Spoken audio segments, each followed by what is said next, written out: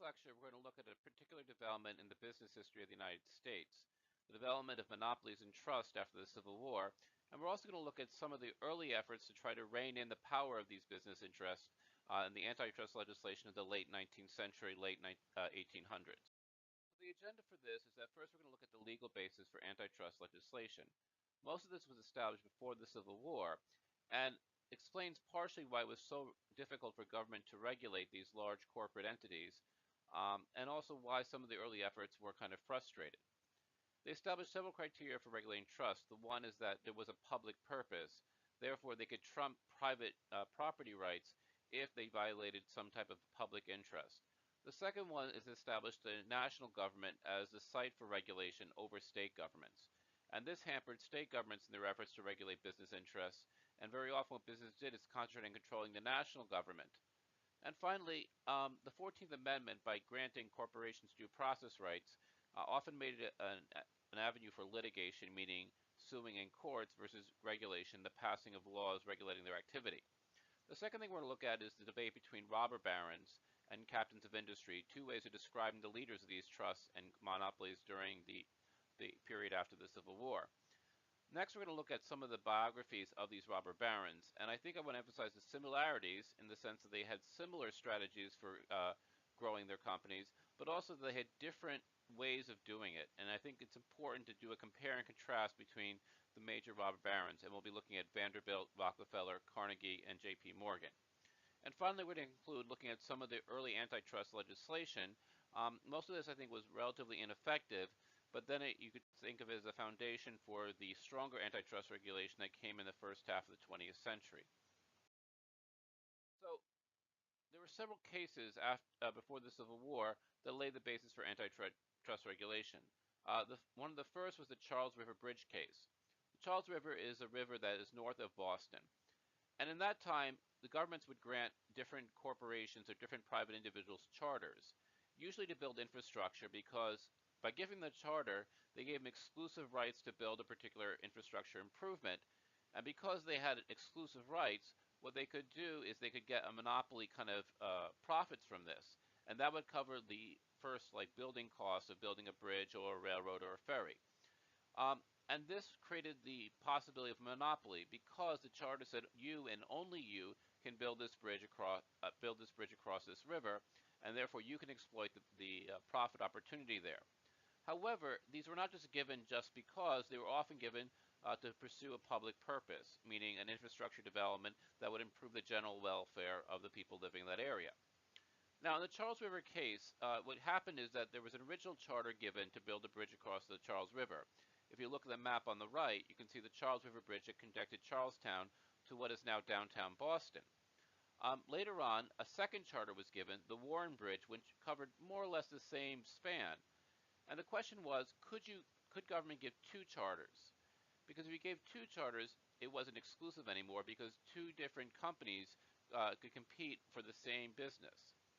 And the decision by the Supreme Court was that charters are subject to the public interest, meaning that if it furthered the public interest to build a second bridge, the government could do so, even if that violated the holder of the first charter that built the Charles River Bridge. So this created this idea of public purpose, that the calculus was, is the public's welfare increased or decreased by granting a new charter, or in a sense protecting the property right, the exclusive right to exploit this granted in the original charter. A second case was Gibbons versus Ogden in 1824. And in this case, it was once again about competing charters, but it was charters granted by different kinds of governments.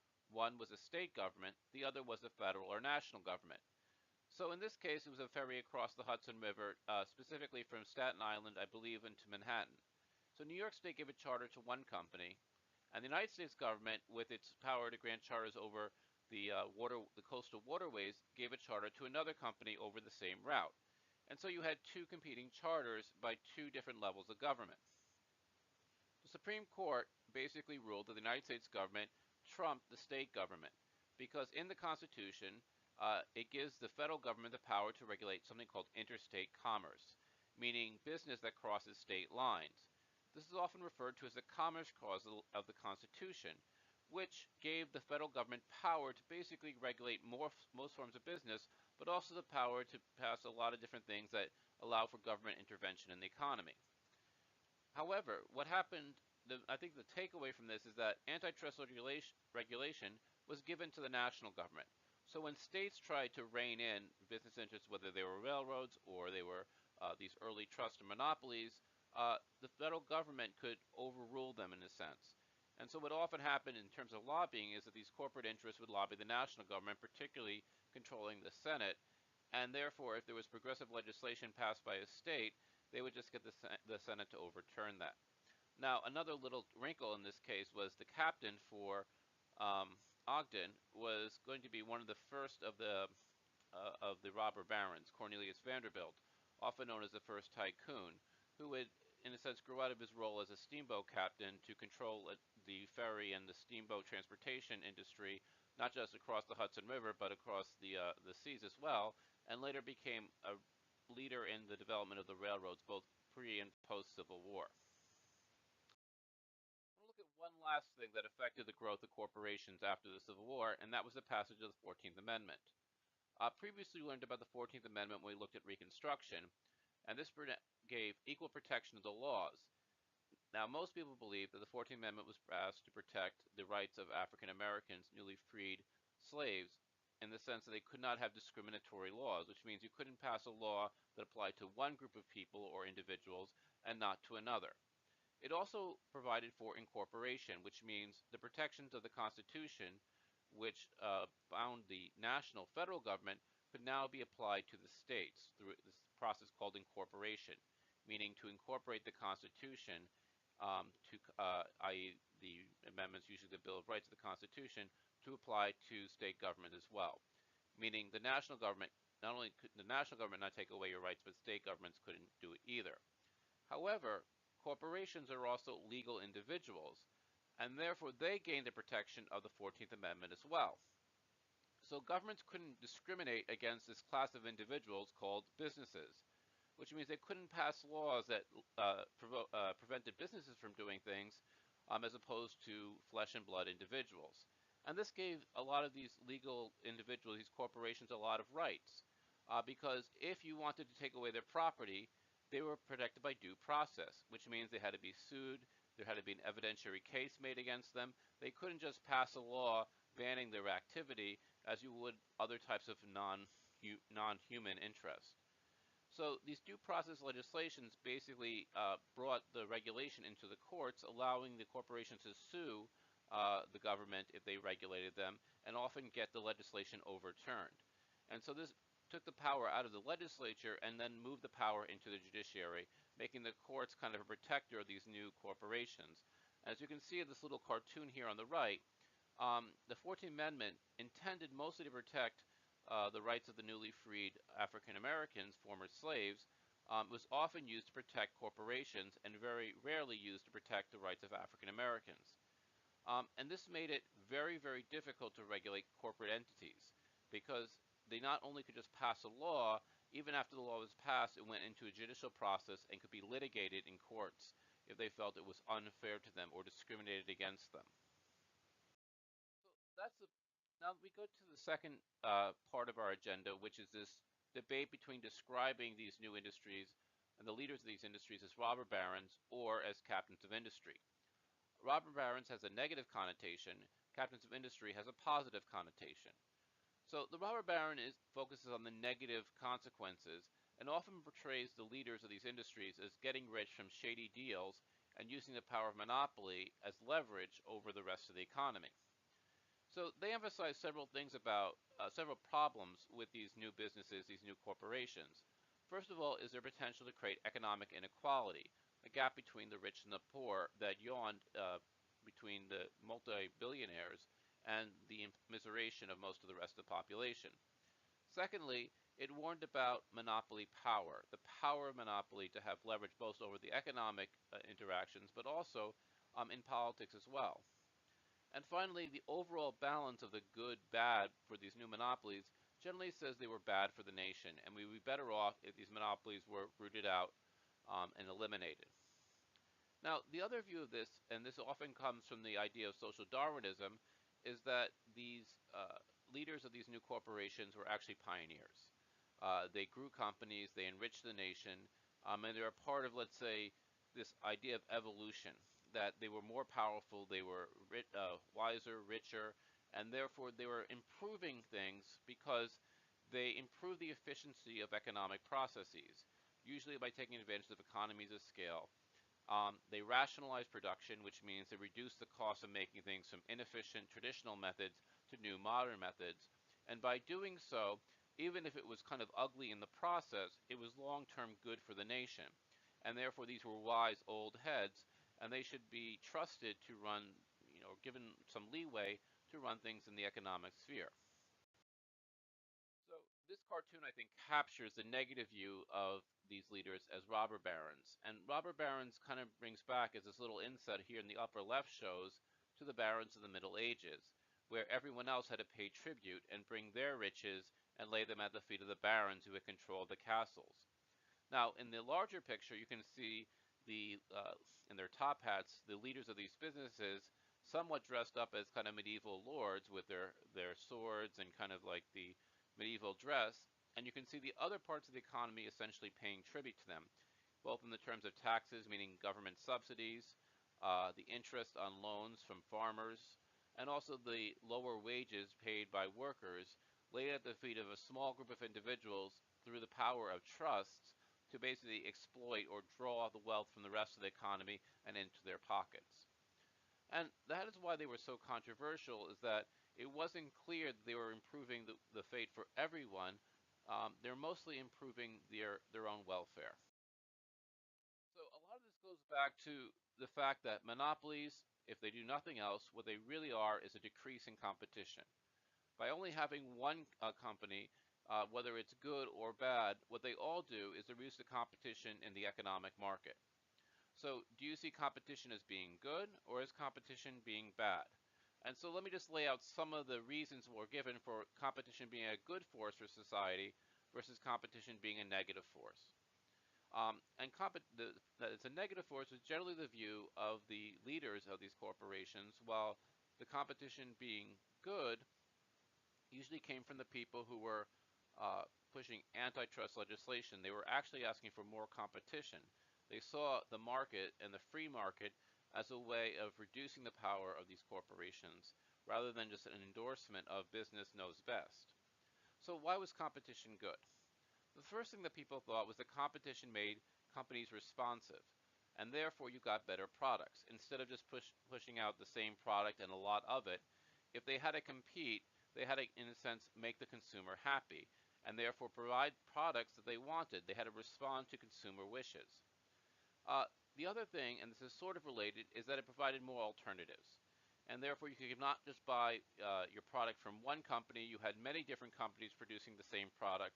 And because they had to compete against each other, this generally brought down prices, which means things became cheaper for most people in the economy.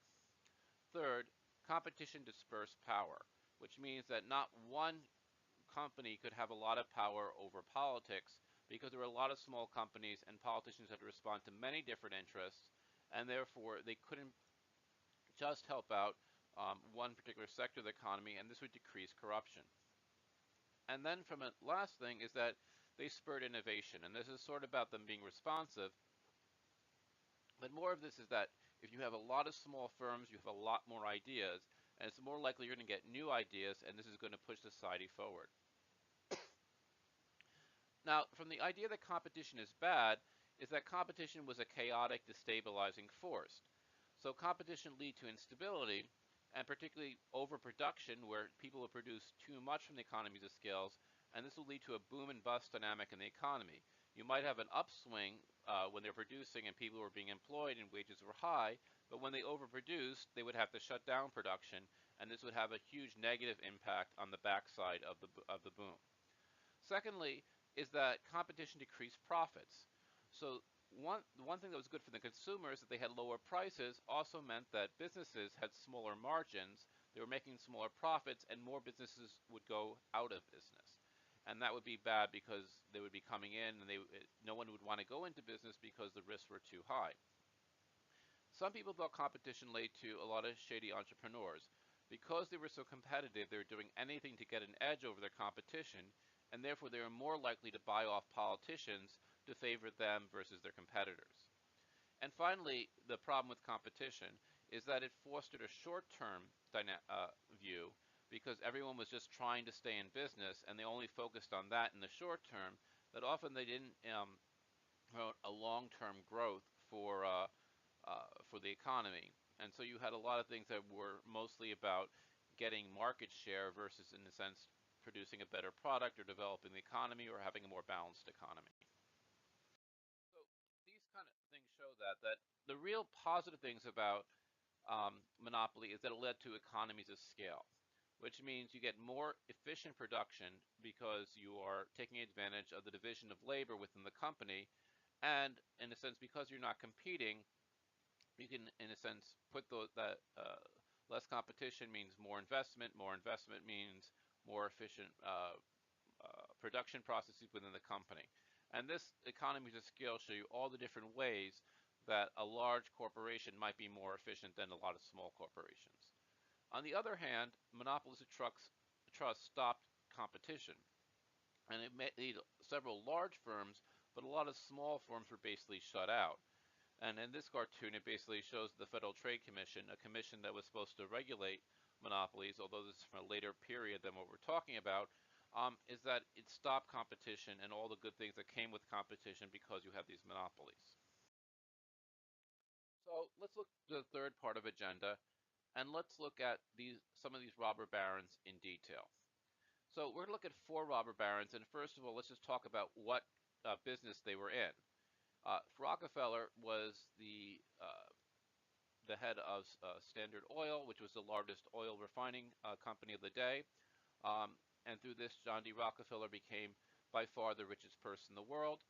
Standard Oil was broken up about 100 years ago and was split into the companies we know today as ExxonMobil, but also Chevron, which were Standard Oil of New York, New Jersey, and Standard Oil of California. Secondly, you had Cornelius Vanderbilt. He made most of his money through transportation, first using steamships, but then later the railroads. His core of his railroad was the New York Central, which was the trunk line that ran from New York City to Chicago. In the Hudson Valley, these are the same rail lines that make up the Metro North commuter rail, but it's also part of the Amtrak system, at least the Amtrak system up the Hudson River, and then westward towards Chicago in the Midwest. Third, you had Andrew Carnegie. He made his money through steel. He had a company called Carnegie Steel, mostly supplied steel products for railroads, for the rails themselves, but also for the bridges and other types of structures that were used to support railroads. And so he had a very close connection with that. He merged Carnegie Steel with, I believe, Bethlehem Steel to create U.S. Steel, which at the time was the largest corporation in the United States. And finally, you have J.P. Morgan, which was a preeminent banker of his day. At the time, it was called the House of Morgan, and it combined both investment banking, what we might think of as a Wall Street bank, with commercial banking, banks that made loans to depositors and small businesses and individuals. Today, the House of Morgan was split into an investment bank now known as Morgan Stanley and a more common bank, J.P. Morgan Chase. So let's just, before we look at them in detail, let's just give you some perspective on where their fortunes compared to the fortunes of today. So Bill Gates would be the richest American today, and he has a worth of about $50 billion. In current money, if John D. Rockefeller was today, compared to obviously he didn't have this much money, but since there was less money back then, the same fortune, a smaller fortune back then would have been a larger fortune today. His fortune would have been equivalent to $300 billion, or about 6 times larger than Bill Gates, the founder of Microsoft. Andrew Carnegie, the second richest person of his day, had a net worth that would have been something about $275 billion today, compared to the second richest person today, Warren Buffett, an investor from Omaha, Nebraska, who has a net worth of, I believe, in the $40 billion range. Cornelius Vanderbilt would have had about $160 billion, many times larger than Larry Ellison, the person who founded Oracle databases. What you don't see on here of the four robber barons is J.P. Morgan, who was a banker, and you would think he would be the richest because he dealt with money directly, but in fact, he didn't have a large personal fortune. His power mostly came from managing other people's money, and in fact, when he died and his will was revealed, John D. Rockefeller, the richest man of his time, said about Morgan to think he wasn't a very rich man. He only had $90 million, which was not a lot of money in his day.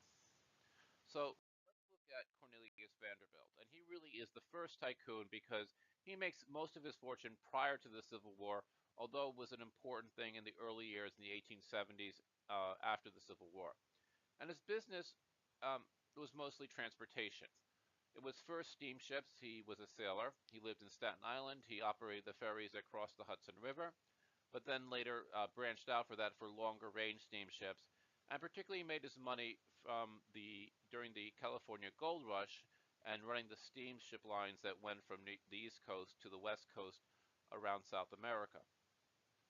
And he took his money there, seeing that steamships were not the future, and then since bought his way into the railroad industry, and then started creating the trunk lines connecting New York and Chicago. So his basic strategy was to consolidate. Instead of having, he would basically take a lot of small companies and in a sense merge them together into one larger company. And he did this mostly by buying out his competitors. He had a large fortune from other business concerns, and there would be a boom and the bust in the market. And when his competitors would bust, he would just buy them out at a discount rate because they had to sell the stock in their businesses, and therefore he could buy it, get control of it, and then merge it into his own New York Central line. And you sort of see this in the cartoon here on the left, where he is competing with Jim Fisk, who controlled the Erie Railroad, and eventually what happened is he was able to control Jim Fisk and created the trunk line. His philosophy was that competition was about personal competitiveness, and his victories was personal vindication, which means you challenge me, we will see who the better man is. If I win, if my business wins out, I have shown that I was wiser, stronger than you were. And I think it's caught in this quote where he said, "You have undertaken to cheat me. I won't sue you, for the law is too slow. I'll just ruin you." And so he didn't use legal protections as much as the best way to get revenge is to put you out of business. So if you look here, you see this map here, and you can see the railroads that were controlled by Cornelius Vanderbilt. Most of them were actually in the Midwest, but it was their connection to the East Coast along the Hudson River, and then east-west along what is now what was the Erie Canal, and then along the Great Lakes was the trunk of his railroad lines. Now, he was a very patriotic person. He was tied to the Union cause, anti-slavery, and during the Civil War, he offered to give the government many of his best ships to enforce the blockade against the southern states. One other thing, just is that he was part of his railroad was building what is now Grand Central, which was the New York terminal of the New York Central Railroad. Now, the thing about Carnegie, he was the first large inheritance, and meaning that he didn't give his money away like other robber barons of a later age. He wanted to keep it within the family, but no one had seen such a consolidation of money. Like his fortune was so much larger than any fortune previously that there was a huge litigation with his heirs suing each other over who should get what share of his inheritance. Now, his son also was, you could say, a robber baron, and he lived into more of the post-Civil War age. And I think a quote from his son, I think, captures the view, is that these corporations are not in the public interest as previously assumed. They're there to make a profit, and therefore this idea that they're serving their shareholders, not the general public. So his son said, "Public be damned, railroads are not run for the public benefit, but to pay," meaning to pay their shareholders. And incidentally, if it, by the way, we help other people, uh, that's okay, but the aim is to earn a dividend for the shareholders. So let's look at our second robber baron, which is John D. Rockefeller. And he made his money in oil refining. And not, I said oil refining because some people would say he made his money in oil, but he didn't control the entire chain of oil. He just focused on one link of the chain, which is the refining of oil. He thought the discovery and exploitation in finding oil in the ground was too risky. It could be boom and bust. He went for the steady business, which means no matter who finds the oil, they have to bring it to me to get it refined to sell it on the market, and that slice of the business was the most profitable. So his strategy was different. While Cornelius Vanderbilt tried to put his competitors out of business, Rockefeller would basically say, look, I could put you out of business, but why don't we just become partners instead of competitors? Give me control of your companies, I'll run them well, and we'll all make money together. Um, it came from most of this idea that competition was wasteful, and by working with people, you could eliminate the waste. And um, he came from a background in accounting. He would have been an accountant prior to like controlling this, and it was his, reducing small costs and a lot of them, a lot of small little things adding up is really why his focus was on efficiency. And he felt that he could do that better because he had a greater attention to detail than most of the people in his business. Now, the last thing, though, was to control choke points, which means to control the part of the business where all the processes have to flow through. And if you control that choke point, you then had leverage on other people. So his big idea was what's called horizontal integration. I'll show you a graph of that a little bit later in this lecture, which means he didn't try to control the whole oil industry, just a critical slice of it. And you can think of this as horizontal because it's a horizontal slice. He would control, I think at its peak, about 90% of all the oil refineries, which basically forced people to send their oil to him to get refined before it could be sent to market to its final users. The second thing he did was a trust, and this is the idea of turning your competitors into partners. His competitors would pool all their businesses together, and they put them into what was called a trust, and then they ran them jointly. So instead of competing each other and trying to compete and therefore um, help consumers by getting a lower price, they basically colluded together to control some aspect of the business. Now, once again, this goes back to the idea that competition is a wasteful enterprise. Rather than compete, we should be cooperating with each other, and that's a more refined and, let's say, progressive way to go about it.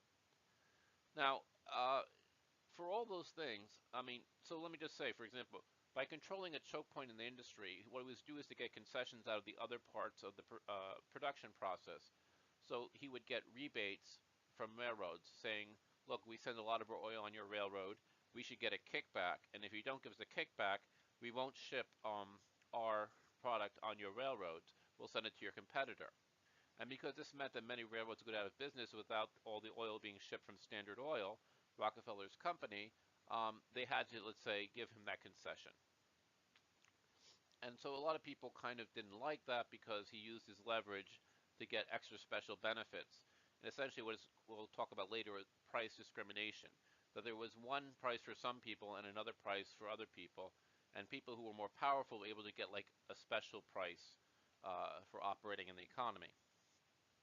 Now, on the good side, I think Rockefeller was sincerely religious, and particularly reformist. He came from a Baptist background, and this led to, first of all, a connection to Baptists were a low socioeconomic group, and he was, I think, attuned to the problems of poverty, and particularly as a Baptist connected to the South. And Rockefeller was very influential in funding a lot of the institutes by newly freed slaves, such as Tuskegee and other things of that sort. So he uses well to kind of fight racism by helping to build African American institutions in different places across the country. But he also brought you might call a professional philanthropy. His ability to eliminate waste and be efficient, which he made him a successful businessman, he thought he could apply those same principles to helping people. Meaning that if we have a social problem, we want to approach this eliminating waste, efficient way to do that. And he mostly gave a lot of money toward health research. And Rockefeller University and University of Chicago did a lot of work in pioneering public health and cures for different diseases. And Rockefeller used a lot of his money to advance those causes. However, he did have this idea that business is the survival of the fittest, and this idea of social Darwinism that, look, there's nothing wrong with big business, it's just a reward for being successful, and because we are more fit, we are more efficient, we are less wasteful, than other businesses is the reason why they grow. It wasn't some nefarious or underhanded plan or some using his leverage, although his competitors and his enemies often accused him of that. And you can see that in this cartoon here on the lower left, this idea that Standard Oil was an octopus, that it had its tentacles in so many different things, controlling governments, controlling national governments, state governments, other businesses, and that it was just too big, and it was kind of, let's say, it had its fingers in too many pots. Our third robber baron is Andrew Carnegie. Another key industry at this time was steel. Steel was, you could say, the new metal. Steel was used in railroads. It was used in skyscrapers. It was used in the construction of bridges. And so if you needed steel, the largest supplier of steel was Andrew Carnegie's Carnegie Steel business. So his strategy was very different than, I think, Rockefeller and Vanderbilt, in the sense that one of the things that distinguished Carnegie was the adoption of new technology. He was one of the first to scale up the Bessemer steel process, which was a more efficient process of making steel. And he often used capitalization, which means he accumulated a lot of money.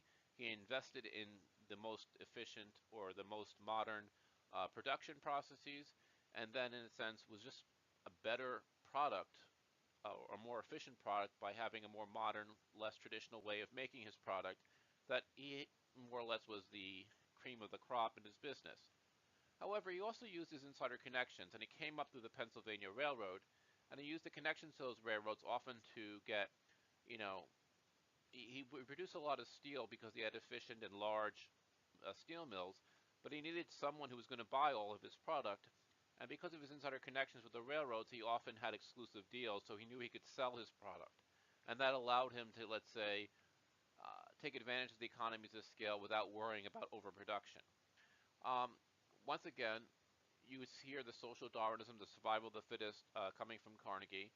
But what's different about him is that he felt that when he's earned his wealth, he was a trustee. He took care of it because he was better at it, but then he had to redirect all his wealth back into society by improving society. Um, so he had two kind of ideas. You could say a business idea and like a social justice idea. The, the business idea was vertical integration, which meant he controlled all steps in the process. He controlled selling his product, producing his product, and also sourcing the raw materials that went into his product, and controlled that. So he didn't have to worry about fluctuations in price because he was essentially selling the different stages of the production process to himself. They were internalized to his corporation. His social justice idea was the gospel of wealth, which is the idea of people who make money should give it away and put it back into society. And he said a man who dies rich dies disgraced, meaning that he was born poor, he made the money because he was good at it, but he should get that money back into society. And so he used his money different than Rockefeller, who often used this kind of professional waste elimination, um, accounting approach to charity. He would create a foundation that would give grants of money uh, to various social causes for them to build things to improve their communities. Mostly he's known for building libraries and other cultural institutions such as universities and Carnegie Hall, New York City. His other major cause was pacifism. So as I said, wealth was a public trust and he encouraged other rich people to give it away. However, he did benefit from a lot of things. He was not the nicest boss. He was known as a wage cutter. He was the boss overseeing the Homestead steel mill strike. And he often benefited from the protective tariff, which put money into his pocket because it protected his products, but it made things more expensive for American consumers. So the source of his money was really the decrease in welfare for everyone else. So the fact that he was giving it some of it back really only evened the score. It didn't make him that charitable. And I think this cartoon puts that two-faced in more of a context, that he would on one hand cut wages for his workers and then would turn around and use the savings to be a nice guy, kind of a Santa Claus figure, by giving away universities or libraries as public grants. Um, so once again, though, an attitude of survival of the fittest, but it wasn't this idea that you should only benefit me, but that part of that is to give back to society and to help out the people who are needy but mostly through improving society in general rather than, in a sense, dealing with the individual hardships of families and workers themselves, but helping out communities. So I want to contrast our last two, Carnegie and Rockefeller, these ideas of vertical and horizontal integration. So Carnegie U.S. Steel was an example of vertical integration. He controlled, as you can see here on the right, all the different stages of the production process, from the coke and iron fields where the inputs to create steel came from, the steel mills, the ships that sent it from the mills to different places, and also the railroads. And so he owned all the phases of production. And it's called vertical because we think of the production process as being vertical steps and stages. And you can see this also on the left, although it's the the oil industry of Rockefeller, from the sale to from the production of the raw material, the oil derricks, to the sale to the consumer. So Rockefeller was horizontal integration because he controlled one slice, and this slice was processing or refining. And because it was that whole slice, no matter what happened in front or behind him in the production process, they all had to go through him. And he monopolized that and had 90%, which basically gave people who got the oil out of the ground, but also people who wanted to buy oil, they had to deal with Rockefeller. And Rockefeller then would use that leverage to extract the prices he wanted from his suppliers, but also from his customers. So our last is J.P. Morgan. And he was in banking. And to Cynthia's strategy, it was mostly that he, as a banker, financed mergers, meaning the idea that we have overproduction, we have too many companies, we need to combine them together, get rid of the excess production, and therefore they can be profitable ongoing concerns. But I think the other thing was this emphasis on personal trust. He was very much a European elitist. He thought like only good people should have control of the economy. He was kind of a gruff and not very approachable person. And his role was he was like guiding foreign investment into the United States. So this has two things. One, he tended to agree with the European view of the United States that we were a little bit of uh, crude. On the other hand, he invested in the future of the United States. And the quote I think that he's most known for is that anyone who is negative on the United States is likely to go broke because the future of the United States is bright. Because he worked also as a salesman to convince Europeans to take their money and invest it in the future of this country by investing in our businesses. But as I said, being an elitist, he thought that only the people I know personally should be the recipients of this, and other types of people should not. And so one is this idea of a central bank of only making loans to those people he liked and trust, but also when he created mergers, these interlocking directorships, which means that some companies would own stock in other companies, and they would own the second company would own stock in the first. And when he would merge companies, he often put himself on the board, which gave him some control over how the company was operating. He didn't just make a loan to the company and just went away and waited for the loan to come in. He wanted to say in the future of the company. The last thing that I think you can associate with him is a big proponent of the gold standard. And this has to do with his role as an international banker, is that it helped to attract investment from abroad because by having their currency tied to gold, it made it easier to trade with people in other currencies across the world because they were all tied to the gold standard. Um, Morgan is often thought as the inspiration for the Wizard of Oz. He is the wizard in the Emerald City. Um, there's a lot of evidence that that character was based as a parody of him. Um, so he was, I think, the good thing about him is they often act as a backstop and save the banking system when our bank system was very underdeveloped. And so there were panics in government where people were taking their money out of the United States economy, and Morgan was kind of the person that everyone went to bail them out of a bad economic situation, including the government of the United States. And there's a famous story where Morgan went down and dictated terms to President Grover Cleveland, which often gave the impression that J.P. Morgan had more power than the President of the United States. And there's a phrase, like he said, I like a little competition. The question is, he didn't really like the competition. He liked to only compete with his own chosen opponents. This idea of a closed society of elite people who knew the rules and behaved in a certain way, and that's who should run business in this country. So let's conclude by looking at some of the antitrust legislation that was attempted in the late 1800s. I think two things are important: the Interstate Commerce Act and the Sherman Antitrust Act. The Interstate Commerce Act was mostly directed at regulating railroads. Railroads were the main industry at that time.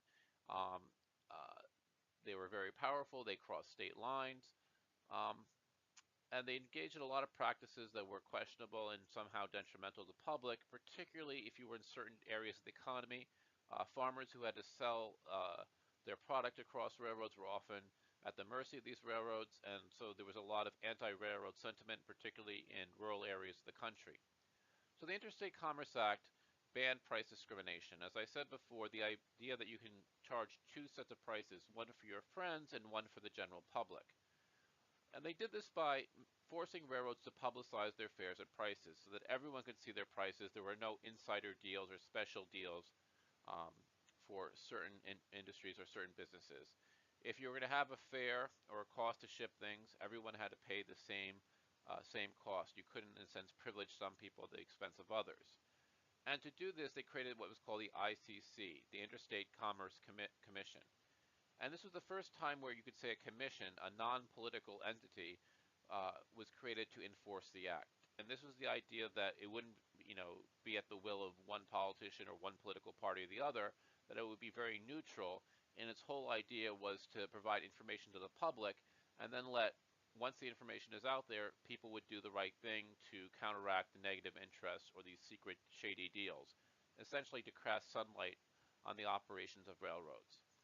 Um, how well it did, I think, is questionable, but I think it is the first and kind of set the basis for a lot of other things like the Fair Trade Commission and other types of commissions that regulate different parts of the economy. The second major piece of legislation was the Sherman Antitrust Act of 1890. Its language, it banned any restraint on trade, anything that reduced competition.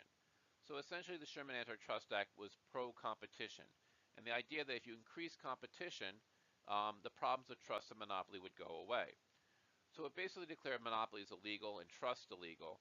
So anything that aimed to, in a sense, collude, where different companies would work together to fix their prices, deemed those illegal. And it also gave the government the power to break up monopolies. Now, the Sherman Antitrust Act, despite giving all this power to the government, was not really ever used.